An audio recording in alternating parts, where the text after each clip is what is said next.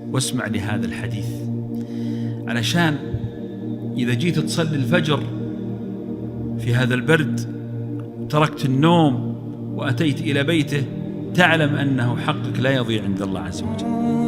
إذا نام الناس وغارت النجوم ونامت العيون ثم وقفت بين يدي الحي القيوم لا تظن أن الله عز وجل يضيع هذا الأمر. إذا رأيت الناس صدت عن دين الله وأنت ثابت صابر محتسب تدعو إلى الله لا تتنازل عن دينك ولا عن قيمك ولا عن مبادئك لا يضيع هذا عند الله. اسمع لهذا الحديث. يقول النبي صلى الله عليه وسلم: ثلاثة يحبهم الله ويضحك إليهم ويستبشر بهم. ثلاثة يحبهم الله ويضحك إليهم ويستبشر بهم.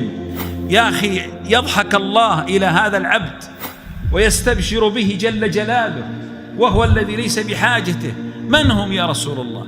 أما الأول فرجل خرج في غزوة للجهاد فرجع الناس إلا هو صابر وقف يدافع عن دين الله. هذا الذي وقف في جهاده يدافع ويذود عن دين الله والله لا يخذل.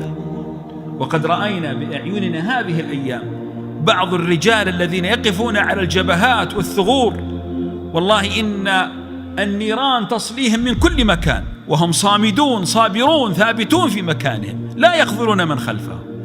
هذا يضحك الله إليه ويستبشر به ويحبه الله عز وجل. من هو الثاني يا رسول الله؟ قال: الثاني رجل عنده فراش جميل وثير وزوجة حسناء ثم يتركها ويقوم يصلي الليل بين يدي الله عز وجل. الله أكبر. أيهم أعظم، صلاة الفريضة الفجر أو قيام الليل؟ الفجر أعظم، فكيف إذا بمن أتى إلى الفجر أيضا؟ أجره وثوابه عند الله عز وجل عظيم.